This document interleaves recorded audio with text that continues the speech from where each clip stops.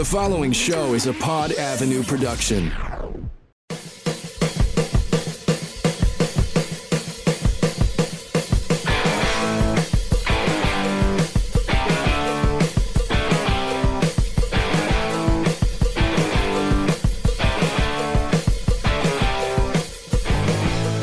This is the Young Bucks. And you're listening to the This Is Awesome Wrestling Show. Too sweet me.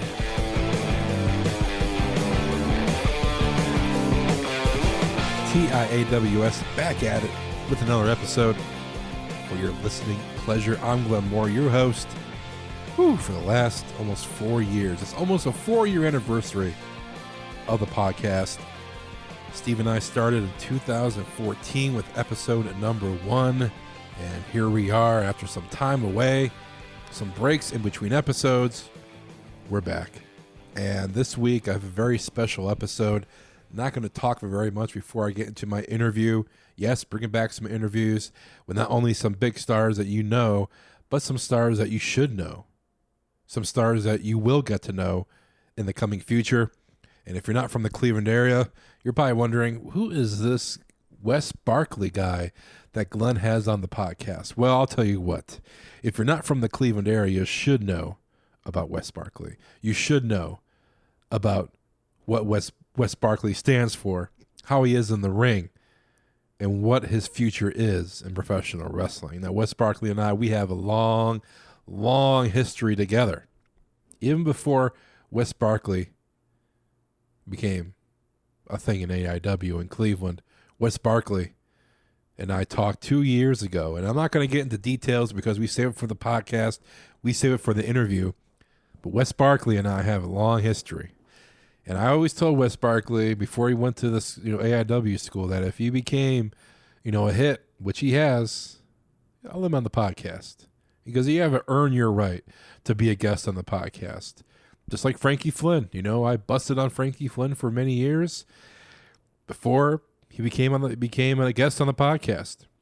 But Wes Barkley deserves your attention. He deserves everything that's going to go great for him. A young kid striving to be the best. So, without further ado, all right, my special guest this week is a man that's been a big fan of the podcast ever since it came out. 2014 was our first episode, myself and Steve Guy.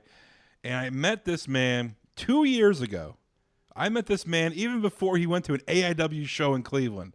I met this guy before he even thought about being trained at the AIW school. This man has now blown up. To me, he's an internet sensation. I'm lucky to call him a friend and a guy that I take sole responsibility of Barkley Nation. No, I'm just kidding. I don't take responsibility because this guy has put in the hard work when it comes to his career and his persona and just everything considering for this man I'm going to introduce right now. He is Wes Barkley. I am, hey, man. We talked 2 years ago. We'll get into it in depth. Yeah. But 2 years ago, when I met you and you became a fan of the podcast and you would text me about the interviews that you listened to and whatnot. And now here you are, a guest on the This Is Awesome Wrestling Show. Hey. I mean, this has to be the most professional podcast interview you ever done in your life, right? Yeah, and that introduction alone was probably the best introduction I've ever had in my life. So, and that's in 24 years of living. So I appreciate that, and I appreciate you having me on. Like I said, there's a whole backstory to just, meeting you, and, not a lot of people know about this because I haven't been at AIW, and I've seen your match on YouTube and didn't see it live, and I got to say I'm sorry for not being there, but I was, thinking of you and hoping for the best, and it turns out, that. Turned out, fantastic. Thanks. And now you're getting booked on various other promotions, and now you're an AIW staple. Dude, 2 years ago. Yeah. Let's go back to 2 years ago, 2016. Let's go back to July. I'm on a date. Yeah. With a little hottie. Definitely. Lakewood, Ohio. And we decided to go to Proper Pig for our dinner. Yeah. And here we go. I walk in. The first thing I notice is there's wrestling on the TV screen. Yeah. I think it was the old Nitro. Okay, so yeah, let me drop this too. I was probably hating, not like hating my life, but like hating working and being like, okay, I don't really want to do this. There's something else I want to do. And then you come in, it was close to the end, you know, and you brought up something about the Nitro being on. And I was like, dude, this is awesome. You're like, hey, dude, you like wrestling? I'm like, yeah, we're watching it right now. This is awesome. And you're like, oh, well, I'm at AIW. I do the commentary. I do the podcast.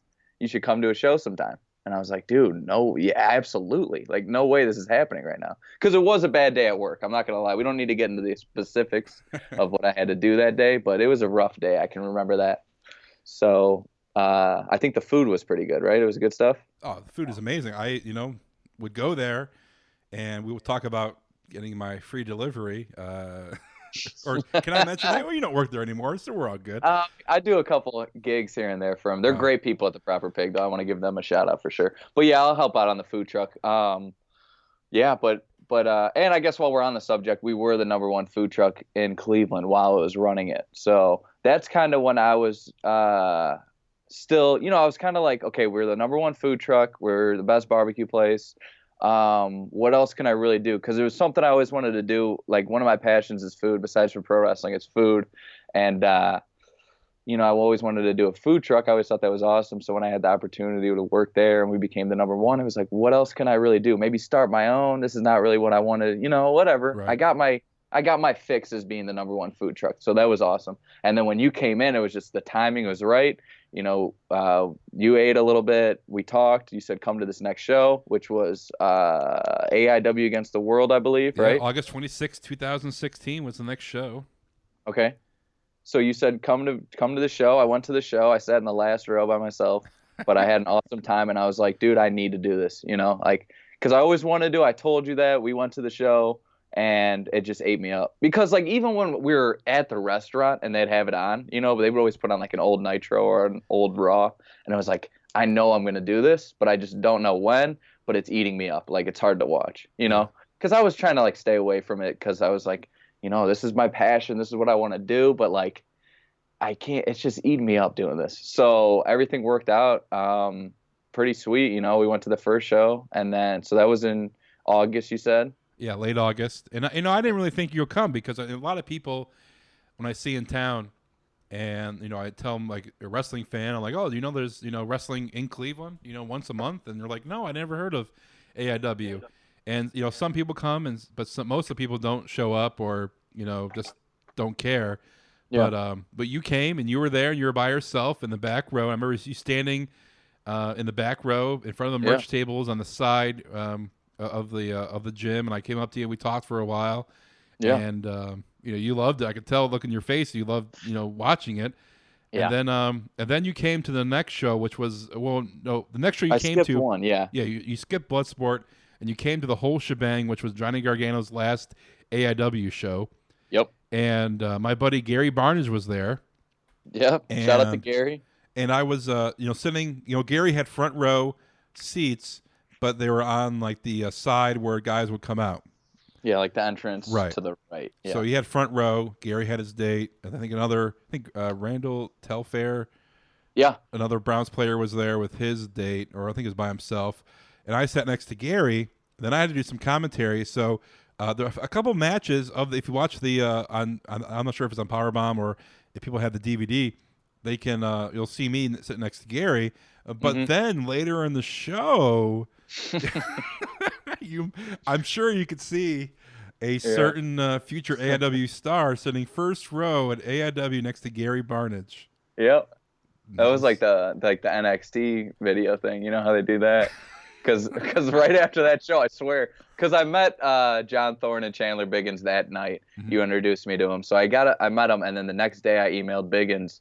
And I said, I want to sign up to the school. And then, started training a couple weeks after that. So that's kind of like the NXT moment, where they got the guy sitting front row. So me and Barnage, he went off to Impact fame. And, I haven't seen him since. So he doesn't call or text anymore. He's no, Gary don't. Yeah, he won't stay in touch. I was getting him Pepsis left and right, or diet. I think he was drinking diet Pepsis. I think he doesn't drink. So, yeah. Yeah. But if your people are looking, listen to the podcast. If you have that DVD, you see a young Wes Barkley sitting next to Gary Barnage of the Browns, former Browns player. So, and then, you were doing the training, and then you were still a proper pig. Yeah. And every Sunday, and okay, proper pig guy, I love the proper pig guys, but every Sunday you would give me a text and be like, "We have a bunch of leftovers. You want some leftovers?" Yeah. And I think because they would give it to me, so this was all in the rules, Okay, it was all within the rules, so we're good. They go, so, "Hey, you can take this home," and I was like, "Yeah, I'll take all of it. Yeah, I got okay, it." perfect. So then you would let me know, and I guess where I was living was on the way home. Yep. For you, so you drop it off, and we would literally, talk wrestling for like 1 or 2 hours. Yeah, just hanging out. Just in the parking lot, just hanging out, and we would talk about your training and what your persona wanted to be. So like, so people many don't. crazy ideas I was just throwing at you. It was just it's surreal for me because here we are now 2 years later.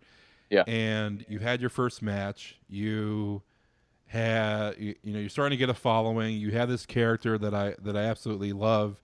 And Thank you. then here you are getting booked not only in Cleveland for AIW, and now you just wrestled Eddie Kingston, but now you're getting booked at other promotions and starting to get your stuff out there. I mean, dude, 2 years ago I was standing eating some barbecue while we were talking some wrestling, and here we are. Now you're on the podcast. I mean, this 2 years have gone by quick. Yeah, full circle. It is pretty crazy to think about it like that. So, yeah, it's wild because, I was just probably throwing out the craziest ideas at you, and you were probably like, what's this dude saying? To some of them. But, some of them you're like, okay, I like that. I threw a lot of Ric Flair stuff at you. I wanted to do those knee drops, and a little figure four action. You never know when I'm going to pull out the figure four. I got it in my repertoire. You just never know. But, yeah, I was probably throwing some crazy stuff at you. But it was always great to talk. And, yeah, like you said, it's so crazy that it's full circle now. I got a little bit something going. Nothing crazy, but I appreciate you having me on the podcast, So. Definitely. We'll hopefully get some more exposure for you. And people to know who you are because, when I Google Wes Barkley for podcasts, I didn't come up with anything for interviews or whatnot. So, we got to get you some exposure and get people to know a little bit more of who Wes Barkley is, what he's about. But also, I mean, you have a strong following when it comes to AIW shows. Yeah. And, I know a lot of the AIW hardcore fans who are there every show. They sit in the front row, and they're very protective of fan statuses when it comes to who's there, who's not there, who's there for one match, who's there just for your friend. Totally. And when I watched the YouTube, I mean, you had a huge fan gathering in the corner, and going nuts for Wes Barkley. And I witnessed it when like Brian Carson and Kaplan, when they had their first couple of matches and they had a huge crowd, and then they would leave right after. And I know the AIW fans, the hardcore fans who are there for every show, the whole show, might get upset about it. But, man, for you as a person, not just as Wes Barkley, but as a person, having your friends and family there, seeing that reaction they get, it just had to be a shot in the arm for you for your first match. Oh, 100%. Because I'm not going to lie, I was scared beyond belief. Not scared beyond belief, but nervous. Very nervous right before I hit that curtain, and when I went out there and I had that whole section you're talking about, but I had some other people scattered through, so I always was looking and I could see someone either wearing a Barkley, there was some bootleg Barkley shirts going around, but either way, if they were cheering for me when I came out, it definitely eased. And like you said, it was a shot in the arm because it was like, okay, let's do this. I got everybody here, they want to see me win. Let's do this. And I'm glad that I could pull off the win for them. So I think they were dubbed the Barkley Nation after that because that's what we've been running with lately. But like you said, there were some fans that weren't too happy about it, but I think I've grown on them in the last couple showings because we had the debut at Mount Carmel in May at the Chandler Biggins Memorial Tag Team Tournament. And that match was crazy. That's the one on YouTube. And we got the win there. And then we went out to Menor about a month later, which was a whole not fiasco, but a whole incident in itself, I guess, would be something.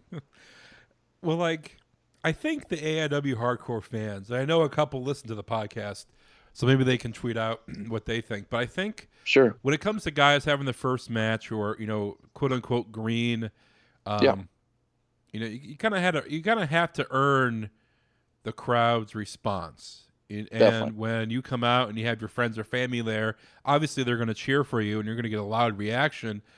But like with the other guys, with the people that are there every month, every show, they don't know how to react to you because they haven't seen you in the ring.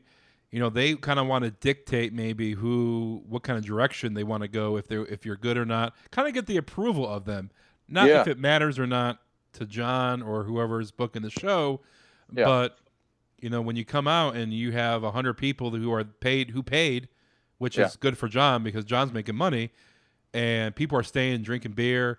It's good for everybody involved, for you and the company. But the people who are there each and every week, they don't have, each and every month, they don't have the kind of maybe pull when it comes to who they're going to cheer, who they're not going to cheer, when you have 100 people cheering for you no matter what. Yeah, I like how you summed that up too with saying dictate and, decide who they want to decide, which is, what a fan should do. If you're a fan and you're paying your $20, $30, $40, whatever it costs to go to a wrestling show, you should be able to cheer, boo, yell at whoever you want. It should be a fun show, and you should be able to do whatever you want, as long as it's behind the guardrail. But, I mean, a lot of people have been asking me about this because, there's like people talking online and this, that, and the other, and word of mouth. But it's like you said, they want to dictate that. But it's like, I always thought that sounds contagious. So if one person in the back starts cheering, then maybe it'll make its way down to the front and people will start cheering together. So when people wanted to come see me in my debut match, which, I was lucky enough to bring out so many people, that cheer were contagious. So people were starting to yell. But I guess before the match, they were cheering for me and I guess being a little disrespectful, but and that's what ticked the fans off. So when they would be chanting for Wes, other people would be booing me. But I mean, I think the match turned out and it made a pretty cool environment for a debut match. So yeah, man. I mean, I've been to shows for AIW, and the crowd is always great, but there are some like dead spots when it comes to certain guys wrestling out there, or they have some outsiders they don't know wrestle. And the crowd doesn't know how to react right away, and it's kind of quiet. I always, if people are going to pay money to come see you and they're supporting you, they want to cheer for you until you come out. I mean, that's just showing your friend support. And it's not like, and I could hear it in the basement. I could hear it in the basement. That definitely eased those nerves we were talking about earlier. And it's not like this WWE. I mean, it's an independent show. It's not Impact or WWE. So I mean, hey, kudos to your friends and family for coming out and supporting you. And yes, sir. It's good for you, and I'm sure John loved it when they were drinking and buying drink tickets and drinking beer. So that's more sales for him, more money in his pocket. So I'm sure he fully supports Barkley Nation coming out strong each and every month when you wrestle. For sure. So I mean, you started training 2 years ago, and here you are. You had your first match. Then you had a match in Menor, and then you wrestled Eddie Kingston, a man that I absolutely love. When I was with AIW and going there each and every month and hanging out, and I would get there early, and Eddie's always there early. And I would talk to Eddie, BS with Eddie. He would make fun of me. I make fun of him. He's been on the podcast. He was like a reoccurring guest host because we would set up our podcast stuff, Steve and I, in the basement of AIW. And I had my mixer. I had four mics, and we would bring on people, and anytime we had one of Eddie's friends on, Eddie would just either start making fun of me or Steve, or he would just grab a mic and just start saying random stuff into the mic. So he's been on the show plenty of times for the hardcore This Is Awesome Wrestling Show fans. But you had a chance to wrestle Eddie Kingston. How the hell was that? Wow. Okay, so we can. This is a little backstory on all that stuff. I was always into pro wrestling growing up and independent wrestling. So, growing up, I never got to go to an AIW show. I probably could have a couple times, but so when we went to that first show together, that was pretty awesome to finally be there, and growing up in Cleveland and whatnot. I don't know. That's just kind of some random stuff I wanted to fill in. But Eddie Kingston has always been one of my favorite wrestlers, and that's from the heart. I always loved watching Eddie Kingston wrestle. I loved his promos. He was when I was going through hard stuff growing up in life, I was just always watching him, and it was one of my dream matches. I know it's crazy to say, I'm so new into the business and wrestling and whatnot, but Eddie Kingston was one of the people that definitely got the ball rolling for me to become a professional wrestler. And I've told him that before. But it was an awesome match. It was actually kind of surreal going out there with him, especially at Wrestle Rager, outdoor, anything goes crowd. And he beat me up pretty bad, but I think I gave him a good showing, and I almost got the win, but I unfortunately didn't win. But at the end of the match, he said I had heart, and he gave me a handshake, and that's I gave it all I got, so I gave it everything I had, and I think I did pretty well for being 3 months in and wrestling the legend Eddie Kingston. The legend. We talked about it before we started recording, and Eddie Kingston seems to be kind of like the measuring stick when it comes to AIW rookies. When Definitely. Eddie Kingston had his feud with Frankie Flynn, which on the show I have been against Frankie Flynn for many years, but now with the production and the stable that he has around him, I'm a big Frankie Flynn fan. Kudos to Frankie Flynn for just evolving and being this wonderful character now. But he's the tag team champ. He's the tag team champ. Him and Magnum CK. And then I believe Dom had a little thing with Eddie Kingston and the Duke.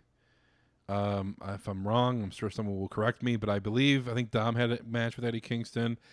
So, I don't know if they ever officially got into it. I think they had been building it up. I know him and Duke had some problems, but people will look it up and figure it out. But you're exactly right about Eddie Kingston being the measuring stick for just professional wrestling, not just independent wrestling, but all of professional wrestling as a whole. So it was good to see how I measured,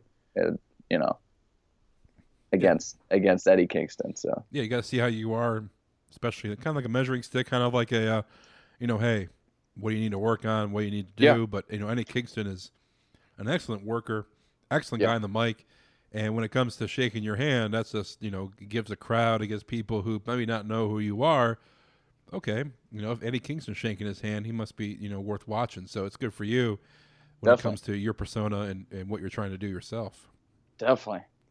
It's awesome. I was definitely. I felt like I got hit by a car after that match, so I'm not gonna lie. Well, you get used to it because I'm sure it's the lickings aren't going to stop because you're getting booked more and more often now. I mean, what is it like when you get an outside call from promotion that never booked you? I mean, that has to be a shot in the arm for you again. Yeah, no, it is. It is awesome to actually see stuff rolling. Online. You get you put out a promo or the DVD comes out, and people, like you said, start seeing the matches, the YouTube. The following on social media, and it's crazy that, people want to bring you in and they want to have some matches with you and whatnot. And I'm just taking anything I can get at this point, just get out there as much as possible, get the name Wes Barkley out there as much as possible, get my experience to where it needs to be to compete with the best of them. So yeah, definitely the match with Eddie Kingston was an eye opener too, because, I thought I was doing pretty well, but it definitely showed I got a lot to work on, so. But so. And you're kind of like trying to be kind of like the anti-independent wrestler because, I follow quite a few guys who are trying to make it into wrestling, trying to make a name for themselves. And, the thing I see a lot is, woe is me, on the road again, eating at this, eating McDonald's, basically being like a little poor boy on the road when it comes. I get it. You're an independent wrestler. You're not making much money. You're living this dream. You're trying to make it. I get it. Okay, it's overused, overplayed on social media. But when it comes to Wes Barkley, you're not trying to be that. You're trying to be like, oh, you made it when it comes to your life, and wrestling is just like a side gig because hey, you're crushing life, and you're not pinching pennies when it comes to wrestling. For sure. I mean, some people throw way too much stuff out there, kind of like you were saying at the beginning, when they're doing this, they're showing what they're eating. I was never always like that on social media where I'm just like, you got to see everything I'm doing. But, it's like you're saying, I'm trying to do something different, because at the end of the day, so many people want to do the same thing, but I'm just trying to be unique. And, I don't need to show everything I'm doing to get where I'm at. You could see my work or I hate when people are like, this is the art of how I do this or my art, but it's like, you could say it like that, so many people are showing the image of the starving artist when I can just show them what I've been working on and the art at the end of the day. So, Yeah, that's the way that I think it needs to be done. I don't think yeah, if you're posting stuff on social media of woe it's me attitude, it's not going to win me over to kind of watch it. But if you're 100%, if you are living a larger life and you're yeah. positive stuff, it's more of a thing for me to I'll give him a watch. I'll give him a follow. I'm a very positive person for sure, and life is great right now, and being able to be a professional wrestler, living my dream is awesome. And it's not even, I've only hit the tip of the iceberg, I would like to say. So there's so much more to come, but I'm just living every day like it's my last, I guess. I don't know if that's the right thing, but I'm just living it up, and I'm just taking what I can get. So it's having fun, having fun at the end of the day. It's still crazy. I still think 2 years ago, man. Yeah. That didn't even think about being a wrestler, seriously until you signed up. But yeah, because I always wanted to do it. And like I was saying, I would watch independent wrestling. I'd watch pro wrestling. I knew about AIW. I knew it was one of the top promotions in the United States for sure. And then it just all came together when you came into the Proper Pig. Like I was saying, I liked working there. They were all right, but I was like, I can do more than this. I got the #1 food truck. Well, okay, what's next in my life? You came in, we watched, a little Nitro, and then we just hit it off, and I started going to the shows and then started training at AIW. I trained for about a year and a half before I actually debuted because there were some injuries in there and whatnot. We don't need to get into them, but then I finally made my debut in May. And we've been just off to the races ever since. So it is pretty crazy to think about that. When we were talking and you said, let's talk on the podcast, it didn't even really hit me until we first started talking. I was like, yeah, that was crazy that 2 years ago we're coming up with these ideas and who I'm going to be and how I'm going to move and talk and walk. And now we're here and I'm making some progress, Yeah, definitely, man. I mean, it's very surreal, and it is. I'm happy for you. But I mean, Thank hanging you. out. I appreciate you. I appreciate the support and getting the ball moving. Oh, definitely, dude. Definitely, I'm part of Barkley Nation for sure. Oh, for sure. But hanging out with Thorne and hanging out with the AIW crew, he's always bringing in people from the outside, or always bringing in people that are well known. Scott Steiner, Booker T. Guys that are. You got to bring not the old timers, but you got to bring some guys who made it to the big show. So I hear you have some stories that you sure with some guys. I kind of teased it a little earlier, but we're so lucky. I'm so lucky that Thorne brings in all these people that just even when I was still training, I could just talk to them, whether it was an independent wrestler or someone that's been to the show and done things. It's just awesome to pick their brains, and I've been lucky enough to ride with some of them. Give them a ride to their hotel from the venue, take them to eat this, that, and the other. So I've gotten to spend some time with some people. You said Scott Steiner. I was kind of talking about it on this last podcast that AIW did. We were talking about Absolution when we brought him for Absolution 13. We went to a Cracker Barrel, and that was a whole story in itself right there. But the whole so we go to the Cracker Barrel before the show, and then you and him? Just me and him. You always hear these stories about Cracker Barrel. I go to pick him up from the airport. He tried to run away or something, Like his flight was supposed to land at 2. I got a call at 3. He's like, "Hey, Wes." I'm like, "Yeah." He's like, "I'm at the rent-a-car. Where are you at?" And I'm like, "I'm at the airport." He's like, "It's Scotty." I'm like, "Yeah, I guessed that, I guessed that." So I pick him up, and then he had his phone with Google Maps already up. And he's like, "Hey, you want to get something to eat?" I was like, "Yeah, sure, Scotty, wherever." I'm kind of laughing a little bit because I have a feeling I know where he's going to say. And he goes, "I got this Cracker Barrel." Okay. Is it the one on Tiedemann? He's like, "Yeah, the Tiedemann one." So we go. He has this crazy order of like 6 chicken breasts, 2 mac and cheeses, a green beans, and the dumplings. And like I asked him that, because I've been to a Cracker Barrel probably once in my life, It's amazing. Yeah, I'm definitely hooked now from Scotty. But I've only been there once, so I didn't even really know. I'm looking at the menu. I'm like, I don't know what to get. And so I asked him, and he just told me that crazy order. And then the guy came up right after, and then he said the order, and the guy's like trying to do it on the iPad. He's trying to like put it in, like, how do I put the 6 chicken breasts? I don't think that's on the menu. Scotty's like, bring them dumplings up. I know they're ready. I'm like, okay, Scotty. So whatever we eat, he's just talking about everybody, the stories you hear online. And then I give him a ride to the hotel, whatever. He comes back to the show, kills it at the show, Absolution 13. And then I give him a ride after. I'm like, you need a ride back to the hotel? He's like, yeah. And he's like, you want to go get something to eat again, Wes? I was like, yeah, sure, Scotty. He's like, back to Cracker Barrel? I was like, I guess. So we go back to the same Cracker Barrel.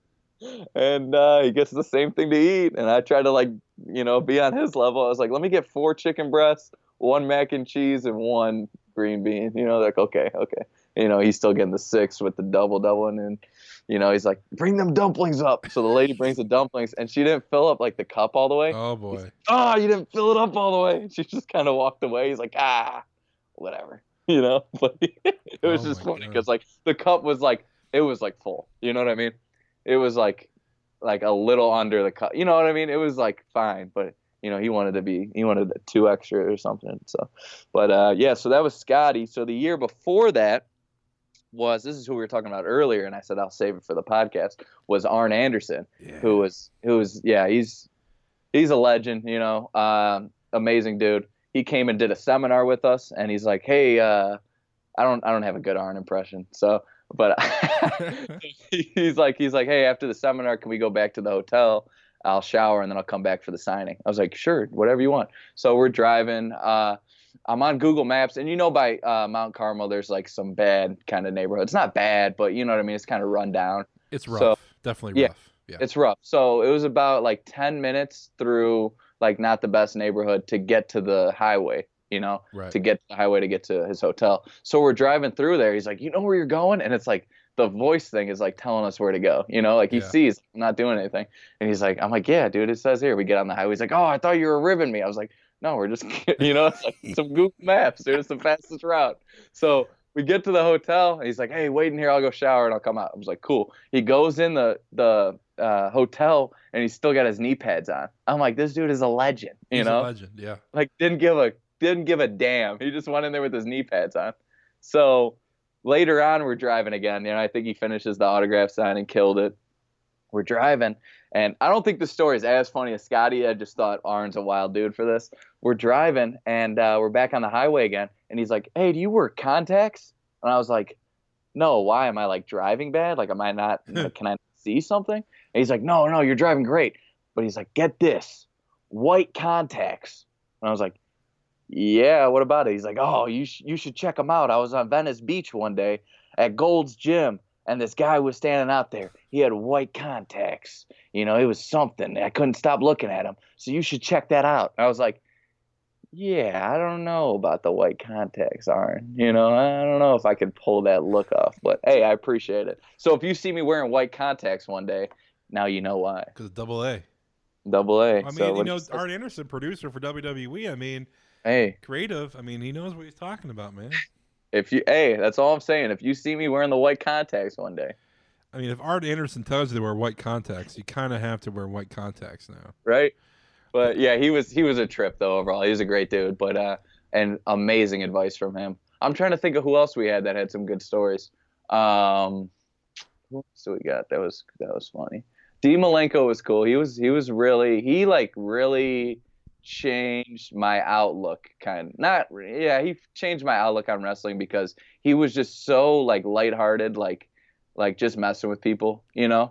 Like, and I heard people always say that like that he couldn't translate it, to the Iceman character, but backstage he was always ribbing people and like messing with people. And so I kind of like took that from him, because he like everyone at this meet and greet, he was just saying like a one-liner to him. Like every person that came up, it was just so wild. So I kind of took that, but he was a trip too. Dean Malenko was wild. But what about Sandman or Glacier? Would you run into Oh, Glacier. Me and Glacier. Yeah, that's my guy. I haven't talked to him in a while, but when we brought Glacier. Now you're acting like you're best friends with him, huh? Glacier. Yeah, Big Glacier. Yeah. Big Glacier. We were good buddies because like he came in, he did a seminar with us. He showed us some stuff. He showed us some stuff that they taught at the power plant in WCW. He's like, this is some power plant stuff. Like, he's like, if Regal sees you, if Norman sees you doing this, they'll know you're at the power plant. I was like, what? Like, I was like 2 when the power plant was around, you know? Like, what was that? Just like chilling there with like Lodi or something? I don't know. Who was there?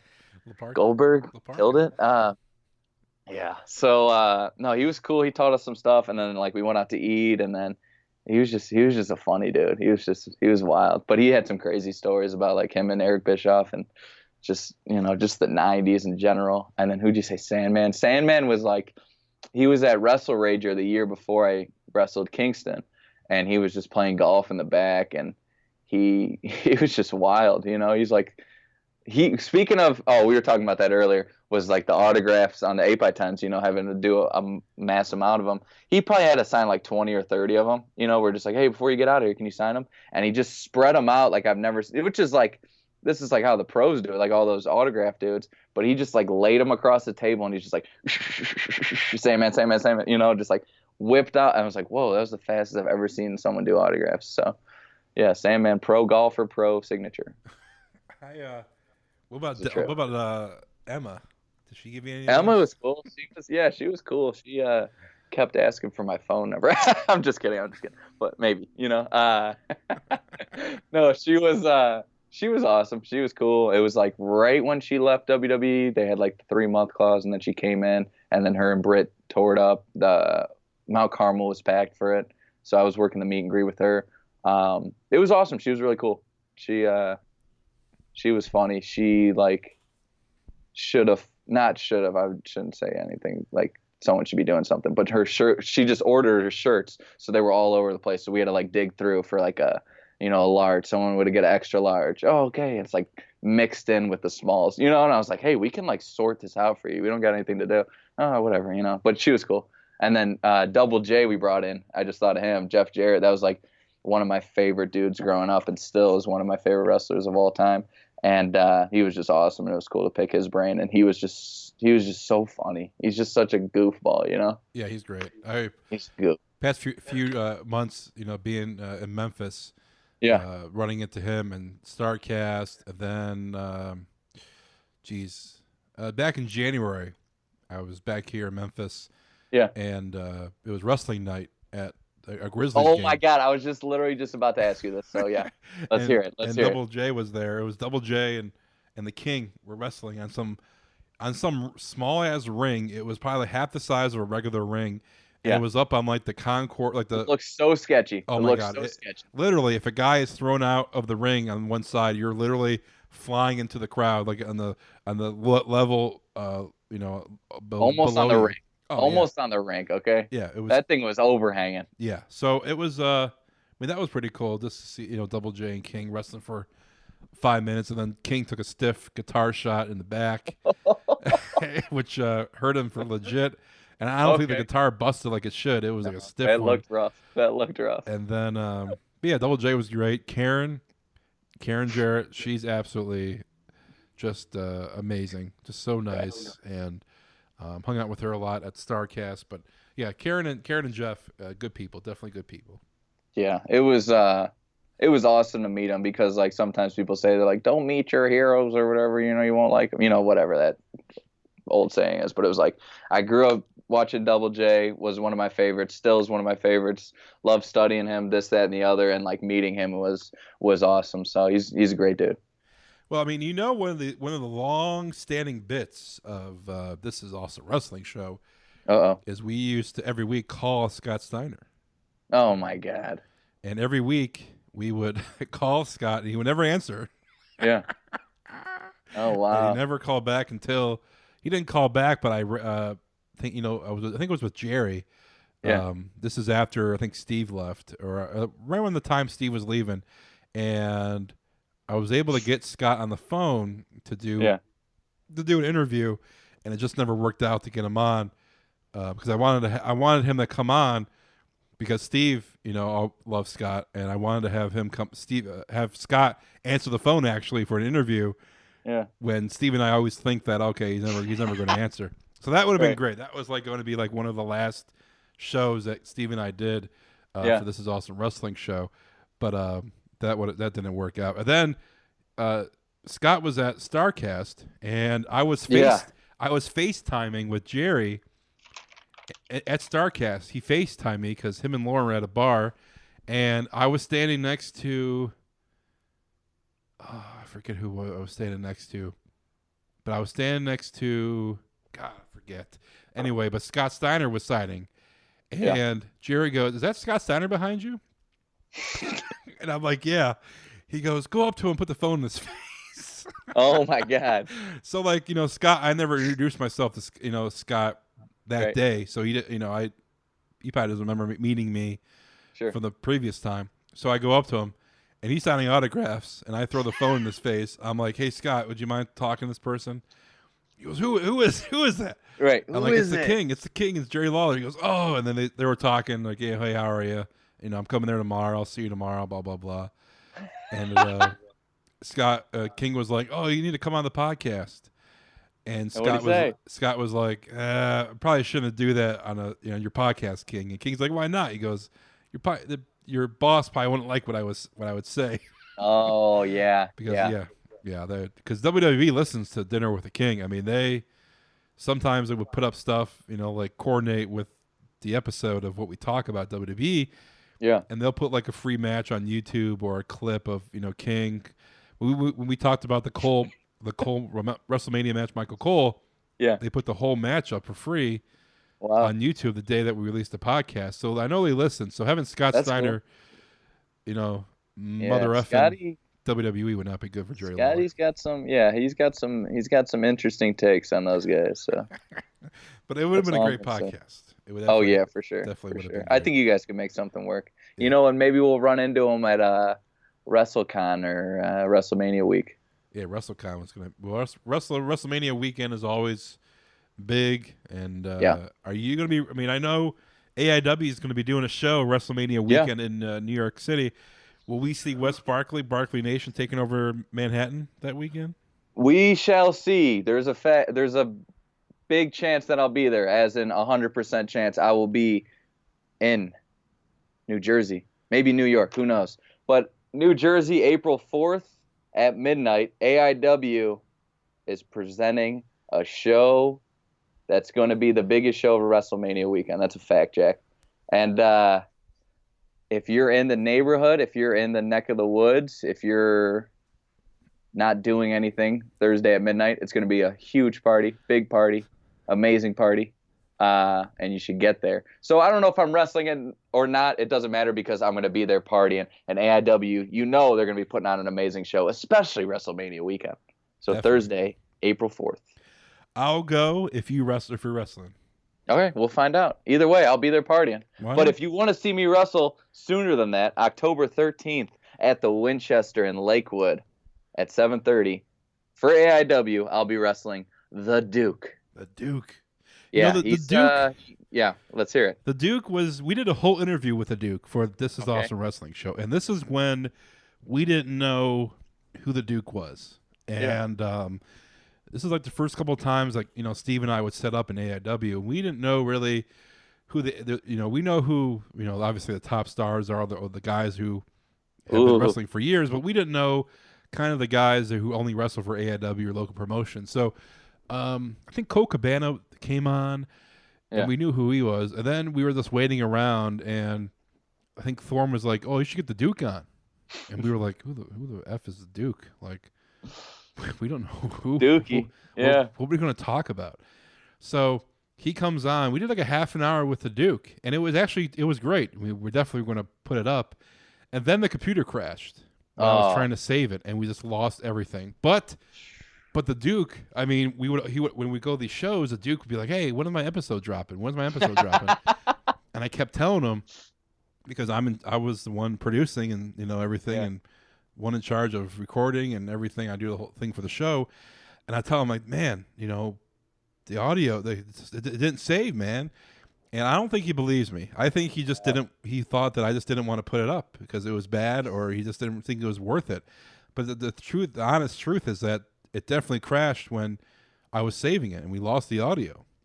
But Oh, I definitely I'm glad you posted brought the that up. other. I mean, now that I'm hearing that, he might try to beat me up a little more that I'm just being on this podcast, and this podcast came out before his did. So Probably. now I'm gonna have to be a little more prepared for Mr. Absolution, the Duke. The Duke. So, I mean, I apologize if this gives you more of a beatdown, but I mean, it's the truth, Hey. Duke. I mean, I wanted to come, we love to have you on. We did, and I definitely recorded it and definitely was going to put it out there. It stopped recording. It stopped saving when it crashed. It was lost. So, Hey, sometimes things happen, you know. Ever since then, when we went to AIW, I don't think he was a fan of mine. I don't think he liked me after that because he legit thought that I was, not putting the audio out there because he was not worthy enough. But that was not the case, Duke. So. Well, yeah. Well, I'll let him know on October 13th, you know, because I'm not losing that one. You know, I won my first 2 matches in AIW, lost to Eddie Kingston. Now we're back on the road to redemption, you know. Yeah. And Duke, I'm sorry this podcast had to get in the way, but I'm getting that win. Wes Barkley style. Barkley Nation, Wes Barkley style, you know it. So, I mean, we 2 years we talked about, getting your foot in the door, going to school, training, get that first couple matches underneath your belt. Now that you do, I mean, now that you had an actual match, you had, AIW debut, you had a match with Eddie Kingston. I mean, what's your goal? What's the next step for yourself? Honestly, I'm just gonna keep it moving. I don't want to get stagnant anywhere and just, think I'm getting complacent or whatnot. I got to keep it moving. Get wrestling as much as possible. Get to training more. Get to the gym more. Get eating better. Get watching more. I don't know. Get's not the right word, but watch more film. I got to be in my best. Let's see, I'm trying to word this a little better. I got to be ready at all times because you never know when something's going to happen. Like you were saying, someone could call me and say, hey, we want you Saturday at the show in the middle of nowhere. We want you this Saturday in Albuquerque, New Mexico. I got to be ready. We want you Saturday in North Carolina. We want you Friday in California. I got to be ready for whatever comes next. So I just want to be in the peak performance at all times because I don't want to have to get ready if I stay ready. You know what I mean? I get you. That's good. So goal-wise, though, would be, let's see, one goal, let's say, right? Yeah, let's say one goal that you could probably attain in the next 6 months. One goal I can attain. Let's see, get a title shot at a company. Let's do that. Like any title? Go for the gold. Any title, as long as it's gold, maybe silver too. Who knows? Those are good compliments for Wes Barkley, like ketchup and mustard to a hot dog, But some people say they don't like mustard on a hot dog, and some people say they don't like ketchup. So, who knows? I think that's a good goal. I mean, Thank you. If you find a partner, you can take on Frankie Flynn for those tag team titles. Ooh, I like where your head's at. There you go. But I think Wes Barkley deserves to be a singles kind of man right now. I'll roll with it. Yeah, but I mean, realistically, just keep the ball moving. Keep my feet on the ground and keep going forward. That's all I need. It's amazing, man. It's I'm proud of you. For getting where you're at 2 years later, for meeting you. And like I said, I won't take credit for getting your career started, but don't forget me when those NXT WB checks start rolling in. All right. Yes, sir, Glenn. I appreciate you. You got the ball moving. If we're talking about it, you got the ball moving. That's right. So I appreciate you. I appreciate you having me on the podcast. It's been a lot of fun talking to you, and it's been a crazy last 2 years. Hopefully we can get 20 more crazy years. I would say 2 more, but let's, I think it'll be all right. I think it'll be all right. Well, yes, sir. Wes Barkley, like I said, I'm proud of you. Keep it going. Stay healthy. And definitely down the line, have you on again. Maybe in 6 months, we'll see what your goal, I got your goal yet, or if you didn't get your goal. But definitely in person, I have to see you again in Cleveland, and I got to see you wrestle in person, man. Would love to do all that, and I would love for you to come to a show. I appreciate that. Wes Barkley, everybody, here on the This Is Awesome Wrestling Show. Like I said, Wes, always a pleasure, man. Hey, thanks for having me on. I appreciate you. All right, folks, that's going to wrap it up for another episode of TIAWS. Hope you enjoyed the interview with Wes Barkley. Follow him on Twitter, all the social media platforms. Make sure to check him out wherever he is booked, but especially in Cleveland at AIW. Brings a large following. Barkley Nation is strong, and you know what? I'm a big fan. of Wes Barkley. So we'll talk to you guys later. Follow us on Twitter at TIA Wrestling. We're on Facebook too. Getting back in the swing of things, getting more interviews booked for down the road here on This Is Awesome Wrestling Show. And I'll talk to you very soon.